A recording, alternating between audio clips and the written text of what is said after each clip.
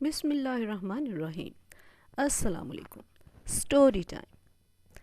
میرے بچے کیا باتیں کر رہے ہیں؟ احمد اور محمود کے پاس ان کی امی نے بیٹھتے ہوئے پوچھا۔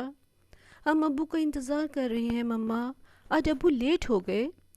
احمد نے اپنی امی سے پوچھا۔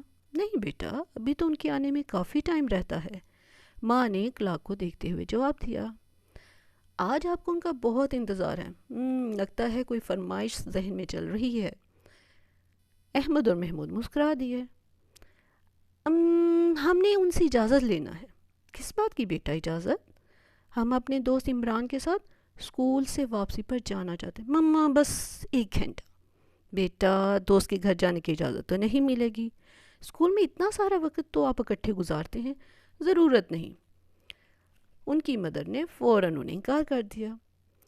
مما، ہم نے ان کے گھر نہیں جانا، دربار جانا ہے، محمود نے بے چینی سے ماں کو بتاتے ہوئے کہا۔ دربار جانا ہے؟ کون سے دربار؟ کس لیے؟ ان کی امی نے چونک کر ان کو دیکھا۔ عمران نے بتایا تھا کہ کل جمعرات ہے، وہ سب گھر والوں کے ساتھ بڑی سرکار کے دربار پر جاتے ہیں، بڑی سرکار سب کی جھولیاں بھر دیتے ہیں، وہاں ان کی مرادیں پوری ہوتی ہیں، دعائیں سنی جاتی ہیں، لوگ سجدہ کرتے ہیں اور خوب دعائیں مانگتے ہیں، وہاں لنگر بھی ہوتا ہے، کھانا تقسیم کیا جاتا ہے۔ مما ہم نے بھی جانا ہے، محمود نے ماں کو بتایا۔ میں نے بھی جانا ہے، میں نے دعا کرنی ہے میری صفحہ کلاس میں فرسٹ پوزیشن آ جائے اور مجھے وہ بڑی والی ریڈ کار مل جائے۔ احمد نے اپنی تو دعا بھی بتا دی۔ ان کی ماں نے دونوں کی باتیں توجہ سے تحمل سے سنی اور بولی، استغفر اللہ بیٹا، اللہ رحم کرے۔ یہ کیا بات کر رہے ہو آپ لوگ؟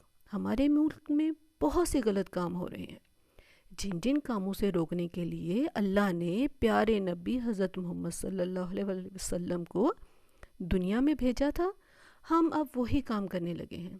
قبروں کو سجدہ کرنا، قبروں سے دعائیں مانگنا، بیٹا یہ شرک ہے، اللہ شرک معاف نہیں کرے گا، باقی سب گناہ چاہے تو معاف کر دے گا۔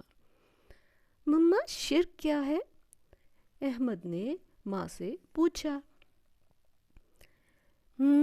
سمپل بیٹا، جو اللہ کی پاورز ہیں نا، ان پاورز میں کسی کو شریک کرنا شرک ہے۔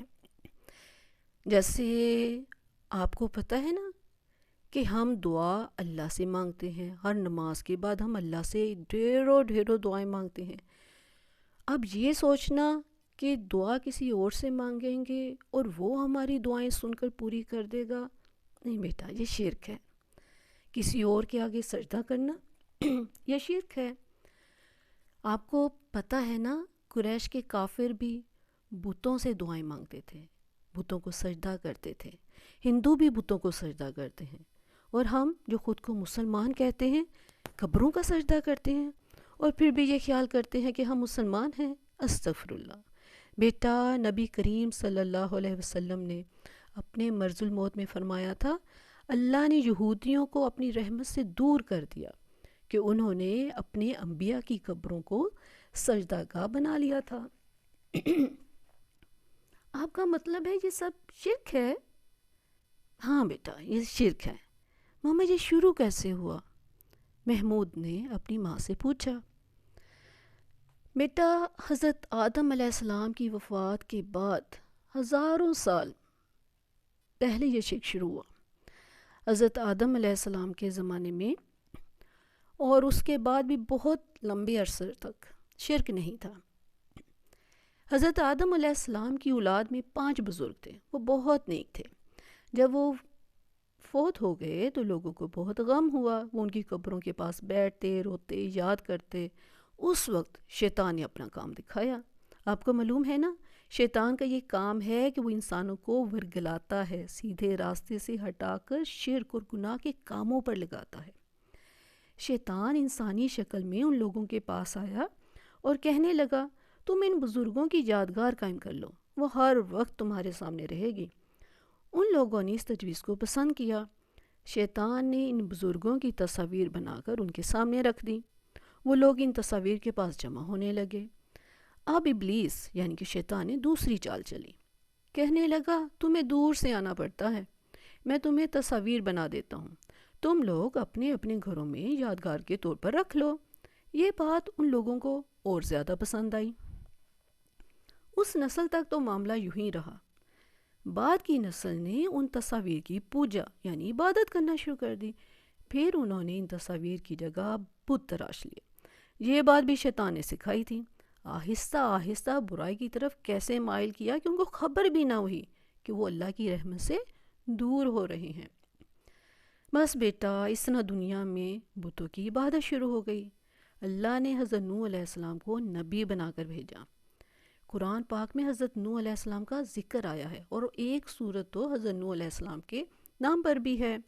حضرت نوح علیہ السلام نے لوگوں کو سمجھایا کہ اے میری قوم، تم اللہ کی عبادت کرو، اس کے سوا تمہارا کوئی معبود خدا نہیں، مجھے تمہارے بارے میں بڑے دن کی عذاب کا خدشہ ہے۔ مگر وہ لوگ الٹا نوح کو کہنے لگے کہ تم گمراہ ہو گئے ہو۔ قرآن پاک میں ہے کہ حضرت نوح علیہ السلام نے کہا، اے قوم، مجھ میں کسی طرح کی گمراہی نہیں، میں تو رب العالمین یعنی تمام جہانوں کے رب کا رسول ہوں، اپنے رب کے پیغامات تمہیں پہنچاتا ہوں اور تمہاری خیر خواہی کرتا ہوں۔ مجھے اللہ کی طرف سے ایسی باتیں معلوم ہیں جو تم نہیں جانتے۔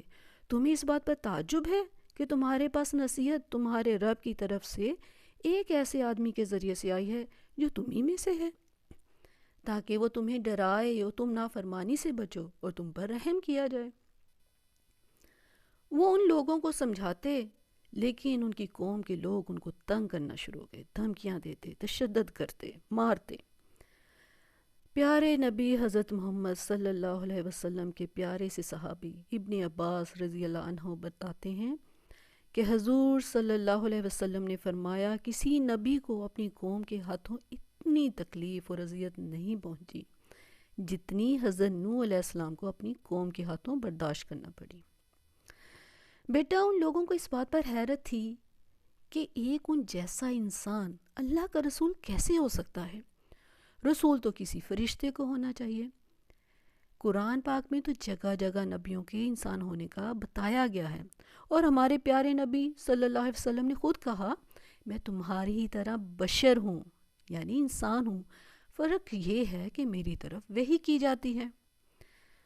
بیٹا، حضرت نوح علیہ السلام نے اپنی قوم کے لوگوں کو سمجھایا، انہیں ڈرایا کہ اللہ کے عذاب سے میں تمہیں ڈراتا ہوں اس لیے کہ اس میں تمہارا ہی بھلا ہے۔ میں اپنے لیے تو کچھ نہیں مانگتا، میرا اجر تو اللہ کے پاس ہے، اور وہ اس سے زیادہ فائدہ مند ہے جو تم مجھے دے سکتے ہو۔ حضرت نوح علیہ السلام 950 سال تک یعنی 950 ایئرز تک لوگوں کو سیدھا راستہ دکھانے کی کوشش کرتے رہے۔ ماما، 950 ایئرز! بچوں کے حیرت سے منہ کھلے رہ گئے۔ جی بیٹا، 950 سال 950 ایئرز تک وہ لوگوں کو سیدھا راستہ دکھانے اور ہدایت کی باتیں بتانے کی کوشش کرتے رہے، لیکن اتنے 100 سال کے بعد بھی ان کے گھر والوں سمیت تھوڑے سے لوگ مسلمان ہوئے، تقریباً 80 لوگ، 80 لوگ۔ ان کا بیٹا ایک کنعان تھا، وہ مسلمان نہیں ہوا، باقی ان کے سارے گھر والے مسلمان ہو گئے۔ لوگ ان کی قوم کے مرنے سے پہلے اپنے بچوں کو وصیت کر کے جاتے تھے کہ تم لوگوں نے نوح کی بات نہیں مانی اور ان سے جھگڑتے رہنا اور بتوں کی عبادت نہیں چھوڑنی۔ اللہ معاف کرے بیٹا، اللہ معاف کرے۔ اس وقت بدبخت قوم نے ان سے مطالبہ شروع کر دیا۔ کیا؟ بچوں نے پوچھا۔ بیٹا، وہ مطالبہ کرتے، ان سے ڈیمانڈ کرتے کہ جس عذاب سے تم ہمیں ڈراتے ہو وہ لے آؤ، لے آؤ، ہم کوئی ڈرتے ہیں؟ حضرت نوح علیہ السلام نے اس کے جواب میں انہیں کہا کہ اس عذاب کو تو اللہ ہی جب چاہے گا نازل کرے گا، اور تم اسے کسی طرح بھی عاجز نہیں کر سکتے۔ جب لوگ شرک سے باز نہ آئے اور حضرت نوح علیہ السلام اور ان کے چند ساتھی جو مسلمان ہوئے تھے ان کو بہت تنگ کرتے رہے، تو حضرت نوح علیہ السلام نے ان پر اللہ کا غضب نازل ہونے کی دعا کی، اور اللہ نے وہ دعا قبول فرما لی۔ انہوں نے دعا کی تھی، اے میرے رب، میری قوم نے مجھے جھٹلایا ہے، لہٰذا تو میرے اور ان کے درمیان فیصلہ کر دے، اور مجھے اور جو میرے ساتھ ایمان لانے والے ہیں انہیں بچا لے۔ آپ نے یہ دعا بھی کی، اے رب کسی کافر کو روئے زمین پر زندہ نہ رہنے دے، اگر تو انہیں رہنے دے گا تو یہ تیرے بندوں کو گمراہ کریں گے، اور ان سے جو اولاد بھی ہوگی وہ بھی فاجر و کافر ہی ہوگی۔ اس طرح بیٹا ایک تو ان لوگوں کا کفر اور شرک ان کا جرم تھا، ساتھ میں نبی کی بد دعا کا وبال بھی آ پڑا۔ اللہ نے حضرت نوح علیہ السلام کو تسلی دی کہ جتنے لوگ تمہاری قوم کے ایمان لا چکے ہیں اب اور ایمان نہیں لائیں گے، اس لیے آپ غم نہ کریں۔ اور حضرت نوح علیہ السلام کو فرمایا تو ہماری آنکھوں کے سامنے اور ہماری وحی کے مطابق ایک کشتی بنا، اور مجھ سے ان لوگوں کے متعلق بات مت کرنا جنہوں نے ظلم کیا، بے شک انہیں غرق کر دیا جائے گا۔ مما پھر انہوں نے کشتی بنانی شروع کی؟ ہاں جی بیٹا، حضرت نوح علیہ السلام نے کشتی بنانی شروع کی۔ لوگ آتے جاتے ان کو حیرت سے دیکھتے اور مذاق اڑاتے، اے نوح اس کشتی کو چلاؤ گے کہاں، کیونکہ یہاں تو دور دور تک پانی کا نام و نشان نہیں ہے۔ قرآن پاک کی سورہ ہود میں اللہ نے ان کافروں کو جواب دیتے ہوئے فرمایا، اگر تم ہم سے مذاق کرتے ہو تو ہم بھی تم سے مذاق کریں گے، اور ہم بھی تم پر ایک دن ہنسیں گے جیسے تم ہم پر ہنستے ہو۔ تمہیں بہت جلد معلوم ہو جائے گا کہ عذاب کس پر آتا ہے، اور جس شخص پر بھی عذاب آئے گا وہ اسے ذلیل کر کے رکھ دے گا اور اس پر دائمی عذاب اتر جائے گا۔ اور حضرت نوح علیہ السلام نے جو کشتی بنانی شروع کی اس کی 3 منزلیں تھیں، لیکن وہ میں پارٹ 2 میں بتاؤں گی کہ پھر ہوا کیا۔